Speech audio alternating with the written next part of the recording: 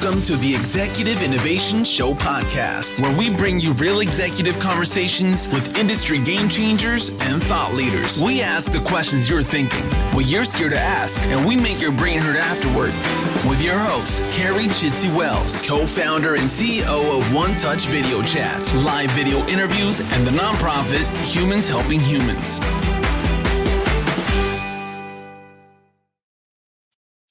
Hello, everybody, and thank you for joining today's podcast. We are going to talk about reaching at-risk youth through strength-based therapy.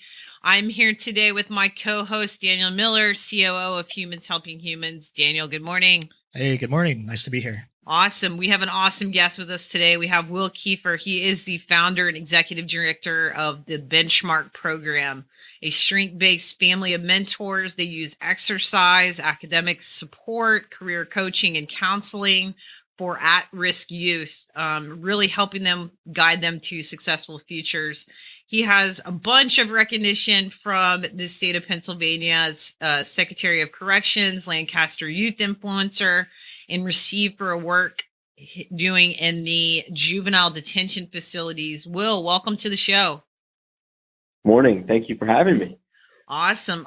Well, we have a lot to talk about. You guys are doing some really great stuff, and really just want you to tell the listeners a little bit about your backstory, really why you started the nonprofit and why you really wanted to help at-risk youth. Sure. Well, I'm happy to share that, and I'll stress that my background isn't anything groundbreaking. I was a college kid in the town of Lancaster, Pennsylvania, where the organization started, and it was my senior year. I had done a number of service-based experiences, study abroad, mission trips, all that stuff, and so I was about to wrap up my time in this town, and just looked around me and said, "I'm going to leave this place, and no one is going to remember that I was here. Like I haven't had an impact. I haven't made this place any better." So when I was 20 and thinking about this, I thought, look, what kind of skills do I have? I don't have any certifications or training. I just like being in the gym. So I hatched this really simple, really basic idea that as a young college student, I could use weightlifting simply to mentor some teenagers in the gym, maybe help them build self-confidence, thinking that would then translate into them improving other areas of their life. And so in the interest of complete honesty, that is the simple idea that started all that is Benchmark today. Just let's use weightlifting as a way to connect, to converse, and to do some mentoring. That's how it started. No, that's really awesome, Will. It's kind of definitely a unique program, the Benchmark program, and one that I really haven't seen anything quite like it. So congratulations on doing what you've done so far. It's really different from the traditional four walls counseling because you do have that focus with the gym and weightlifting and that. So tell us a little bit about, I'm really curious to know about the process on how it works from the youth standpoint, kind of how the counseling process in your program works. Sure. So Benchmark is designed for older at-risk teenagers, so kids who are between the ages of 14 and 24, both young men and young women. And our hope is that when they arrive at our door, they are feeling a little bit open to something different, because what they're used to is that traditional, sit down in my office, talk to me about what happened today, talk to me about how you're feeling about that, let's do some journaling, let's put you through this program, that program, whatever it may be. They're so used to people putting structure upon them. So they have a life that they're cobbled together, and in come the service providers to shift it, adapt it, put new structure in, and then off to the races. And many of the kids that we see at their age just feel burnt out from that. They're tired. They don't feel like anything has worked for them. They don't feel like anyone understands them. So first and foremost, they need a space just to be themselves. And by walking into the gym space and simply being greeted and being shown around a little bit, the first thing they get to do is explore. They get to walk around, get on the treadmill, lift some of the weights, punch the punching bag. We're not putting any structure on them. We're not guiding them through anything just yet. This is just, you come in, this is your space now. And Benchmark, everything that happens at Benchmark is built off of that simple theme of exploration. Like, let's just get you in here, and for once in your life, you tell us, what do you want to do today? Who would you like to meet? What are you working on? And then as we sit there and move around and work out and go through a boxing workout or a weight training exercise, we have to take breaks. And that's the beauty of weightlifting. You have to take breaks. So we talk to the kids. Hey, what's going on? What's your neighborhood like? How's everything going in school? Why did you get in that fight? And in that dynamic environment of the weight room, kids are so much more likely to open up to us and talk comfortably because they don't feel like we're prodding for answers. They don't feel like that's our job. And they don't feel like we have an agenda for them. And it's so refreshing. So they keep coming back to Benchmark day after day because they like exercise and they find the community space of the gym to be enticing. But I also think because they just like talking to adults and being treated like an adult, just like we would have any normal conversation, checking up on our friends. Yeah, that makes total sense. And, it's definitely a great way to, have them open up and not feel, pressured like it's an appointment that, mom or dad's taking them to, or, whatever it may be from that standpoint. What types of issues are you seeing with the kids that come into your group? I mean, is it, obviously, in rural communities and, all over the U.S., the opioid crisis is huge and has had such a trickle effect. What types of issues are you seeing that the kids, in the age groups that you're kind of servicing are coming in and talking about in relation to, drugs and substance abuse and mental health? Sure. I mean, it's a phenomenal question. And the kids come through with a variety of issues. All of them live in poverty. All of them live with trauma. They've experienced trauma in their past. They're experiencing trauma in their present. And so when they come to us, they've lived a life that's built around that. So if they've lived a life of poverty, they're trying to find ways to, improve their family's resources. If they've lived in trauma, then they don't understand what it feels like to be calm, to be rested, to feel comfortable. So they end up getting into trouble with their friends, either doing something around town, vandalizing, fighting, something like that. Or for our kids who are more likely to be sent to Benchmark, they've found a way to deal drugs to make money. Right. So they've capitalized on the access of drugs in our community.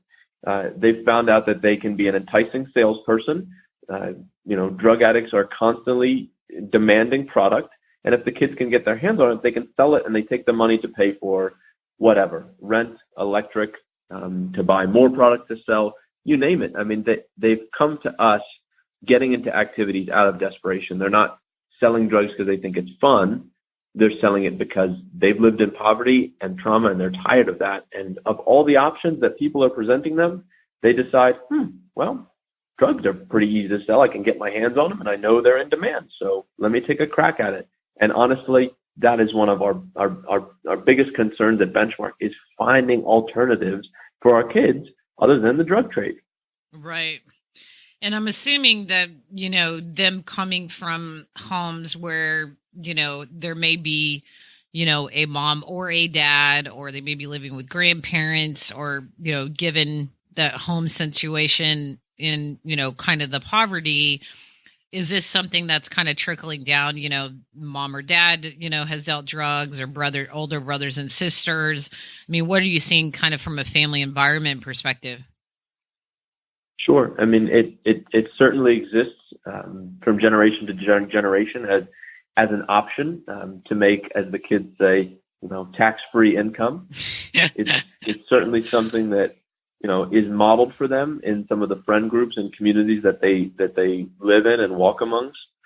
So it's not something that is scary or daunting or has a high risk of failure for them. These are young men and women who are not evaluating risk the same way that we are. They really don't perceive risk in the same things that we do. They're in survival mode from when they wake up to when they go to sleep. And sometimes even when they're sleeping lightly, they're worried about, being hurt or something. So the kids that are choosing to deal drugs as a source of income certainly have seen it around them and perhaps even have someone to guide them through it, because there's a hierarchy to all of this. And if one of our kids decides to sell drugs, guaranteed that there's a roundabout way someone else is making a profit from that kid. Yeah, and I think, there needs to be, more programs like what you guys are doing of, how to show them another way, right? Because you learn from behaviors and, to your point, the biggest risk is what, going to jail, getting shot, which, I'm sure, they have friends, family, people that are in jail. They've seen that process. They've had friends that have, died or whatever it may be, right? But to have mentors to show them what it's like to, earn a real paycheck and get a real job. Tell us a little bit about the programs that you're doing. You're really working with these youth and working with employers to really kind of break that cycle and help them earn an honest paycheck. Right. The first thing that we do just to get the kids engaged is we make sure that there are mentors, adult mentors in the gym who look like our students, who have come from the neighborhood where our students have grown up, who have shared some similar experiences and have come out on the positive end, so that our kids can look at these adults in the gym and say, hey, he looks like me, he's from my neighborhood, he knows what I've been through, and he's doing pretty well. And that, at a very basic level, is key. So having adult mentors in the gym who can relate to our students, who can build rapport with them, and then slowly kind of chip away at them and say, you could live this life, you could make these decisions. So that's key, first of all. Right. But once we get these kids engaged and once they feel connected to a mentor, the kind of conversation that we can have aligns much more with, hey, do you know what it takes to get a job? Do you know what a resume is? Have you ever applied for a job? Do you know what proper interview attire looks like? We have authentic communication courses that we'll take kids through. We'll walk kids through mindfulness courses. We'll do a ton of workforce prep for them. So get them networked with people who can get them, a ready to work certification or serve safe certification, things that businesses will look at and say, hey, this kid is prepared and has made an effort to be prepared. And all that occurs after they have a mentor who has shown them that path. And then, Carrie, what you mentioned is so key. Because we are up against an industry, being the drug trade, because we as a program are up against that, we need to involve the industries that we know. So we need to go around to local employers and say, look, we have a ready-made workforce here. These are kids who can turn the tide of our entire community if you give them a shot at an entry-level job, perhaps an apprentice, perhaps an internship. Give these kids a chance and watch what they do when they return to their community with the job you gave them and turn things around. So, we're using our industry, our connections, our personal network to combat the big industry that is the drug trade. And slow and steady, one employer, one student, one job at a time, we're going to have to, we're going to turn the tide here, because it really is one good job. One good job can change a whole family, especially when you start with one of these young kids who's just starting their career, just getting into it. Yeah, and that's so key. And, you say one job, one employer. It's even really more than that, because, a lot of the kids I'm sure that you're mentoring have little brothers or little sisters that are looking up to them. And if we can break that cycle with that youth, then little brother, little sister now sees that, their older brother, older sister got a real job. And, there's even a better opportunity to break that cycle, downward. When you have somebody in a home that, comes from a long line of, as you say, drug trade, if you can break that cycle and get, some or of those folks working, that, that can really, help continue to break that cycle. Right. And Carrie, you just nailed something that is so important to us. And that's that when we're having these kids make that change. So when a brother or a sister decides, they're going to take a different path than their older or younger brother, the challenge, the reason why Benchmark exists is because those kids who are making that change, they need a huge network of support. Because when take me, for example, average, middle class, very comfortable growing up, when I was ready to make a change, it wasn't a big deal. I didn't have to say goodbye to my family, friends, all the activities I enjoyed, the neighborhood I hung out. I just made a change. I went and got a new job. I started, a new after school activity. But with our kids, when we're asking them to make this change away from activity that's going to get them in trouble with the police, it's a huge turn for them. They have to say goodbye to friends. They sometimes have to say goodbye to family. They have to stop hanging out around their house.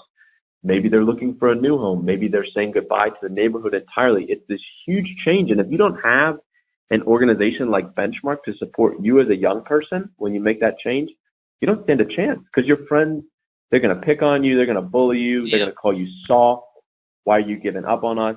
You're not acting like us anymore. So it is so tough for these teenagers who depend so much on their friend group to have to eventually turn around and say, we can't be friends anymore. Not if you're going to do that, and not if these are my goals. So, I mean, when we talk about family change, it is tough for these kids to break away sometimes. Yeah, and I think that, a lot of times when we're talking about, it's very similar. It's kind of funny. We do a lot of podcasting on, substance abuse and mental health, and we talk about relapse rates and readmission rates. And, you go into a treatment program, and then, you come out and you're thrown to the wolves, and you're, back in the environment of, friends or family that, are addicts and whatever. And it's kind of the same thing, is that, you spend time, you get these kids jobs, you ask them to make all these changes, but that, once they start the job, that's just really the start of the journey of, how to keep them going to work, how to keep them out of trouble, how to keep them from quitting.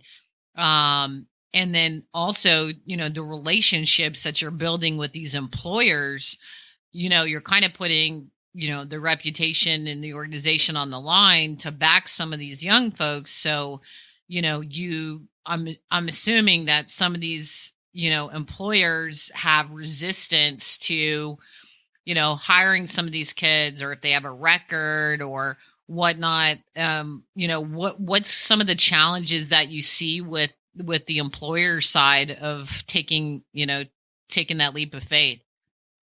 Mm-hmm. Well, I mean, again, a huge issue we come up against every week. There is regularly a better candidate. I mean, there's a candidate that doesn't, for the same job that my students are going for, there's a candidate that doesn't carry their baggage. Yep. Or doesn't, isn't involved with juvenile probation.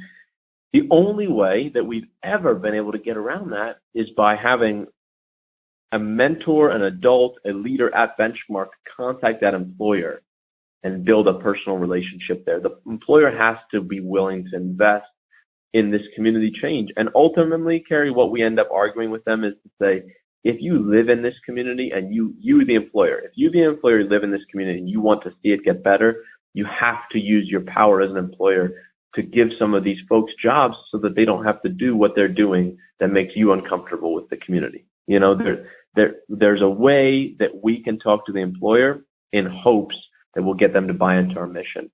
And then the other thing we say is, if you hire a Benchmark kid, you don't just get the Benchmark kid. You get the Benchmark kid plus all of the Benchmark program mentors, so that when that kid has an issue on the job site, you don't just have to go direct to the kid. You can go direct to the kid, and then you can go back to Benchmark, and we can help troubleshoot. So the employers have kind of hooked into that a little bit and felt more comfortable knowing that if one of our kids has a breakdown on a job site, they're not going to be the only ones who have to deal with it. Someone from Benchmark can hop on and help out in some of those more or less emergency scenarios that pop up when you throw a kid into a completely new work environment. And sometimes that happens. Yeah, it's almost like you're expanding their HR department by giving them access to those mentors. That's it. Yeah. I've really enjoyed following Benchmark program. And one thing that I'm really excited about is to hear about what is coming up for 2019, 2020, kind of what your upcoming initiatives are, how you might want to expand your programs to reach more youth, and continue the relationship with the youth that you're already working with. So can you tell us, Will, about some of the upcoming initiatives that you guys have? Yeah, and so this is my favorite thing to talk about, Daniel, because we've been working so hard here in Lancaster. We've been focused solely on this city, this population of kids. And through our work, we've been contacted by a school district just next door to ours that serves a similar population, but again, in a different school district. And they simply asked us, what's it going to take for you guys to morph or to expand or to butt off part of your program and come over to this district?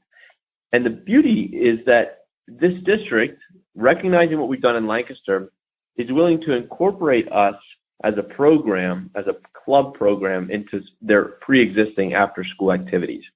So what's going to happen in 2019 is I'm taking the model that we've created for Lancaster and expanding it just one town over to start, working with district employees, working with volunteers in that district, kids in that district, and a gym space that the high school is providing to us.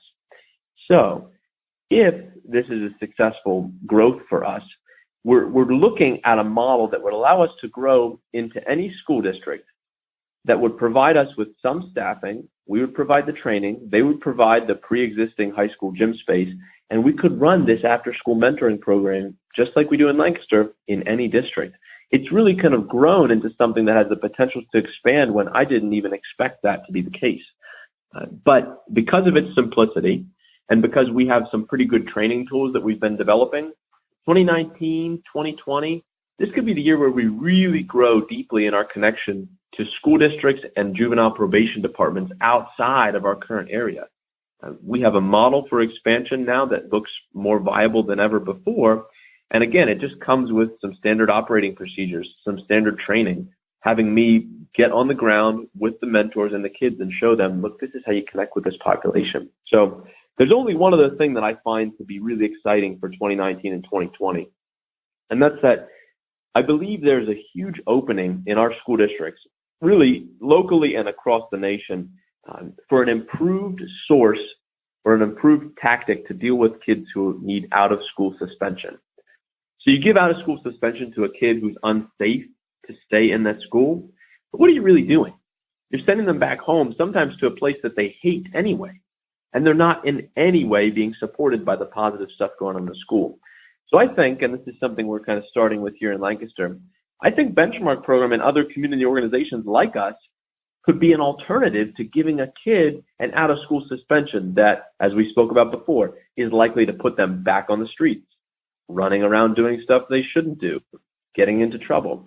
What if the school district, in addition to sending them to us after school and the probation department after school, what if they sent them to Benchmark Program facilities during the day? And we provided physical fitness programming and academic programming, not in the school, but in a kind of remedial education sense. And that's something that I'm encouraged to talk about because I believe it's a real need here in the United States. If you look at the statistics to find out what happens to kids who we give out of school suspension to, it doesn't look good. Yeah. It's just the beginning of a slippery slope that we put kids on.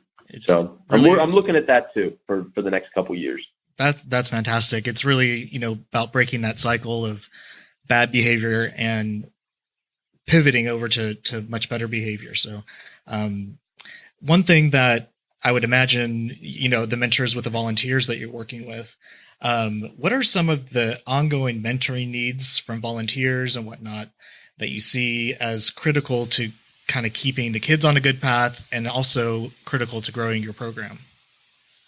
Mm-hmm. Well, the coaching of mentors is the key to success for our program because the mentors, the volunteers who are showing up each night are the ones who are actually making the change in the kids' lives. So with our mentors and all the coaching we do, we end up focusing back in on one thing, and that's listening. So are you getting to a point with kids where they are talking to you and you are sitting listening? When kids feel listened to, just like with any of us, we love to tell our stories, we love to talk, and having someone listen to you is the ultimate sign of respect. So when I'm coaching my mentors, I'm coaching them to get into a zone where they just focus on listening, asking questions like, tell me more, and what happens next? Those little phrases. That ends up keeping my mentors engaged. And we worry about burnout. As an organization, we worry about having mentors, volunteers who are listening to these oftentimes horrific stories, and they have to keep a positive look on their face. They can't get down. They have to be the source of positivity for the kids. So I'm working on a lot of mentor care things, making opportunities available for our mentors just to have downtime, to have time together outside of the gym to decompress, to talk. And I certainly make sure that I have enough volunteers so I don't have to ask everyone to be in the gym every night working so hard to hear these difficult stories. Well, that's good. We We are really going to stay close and see how things are going and look for you guys to expand. I encourage everybody, if you want to, keep track of what's going on at Benchmark and follow their story. Their social is at Become Benchmark, and the website is benchmarkprogram.org. Will, I want to thank you for being on the podcast.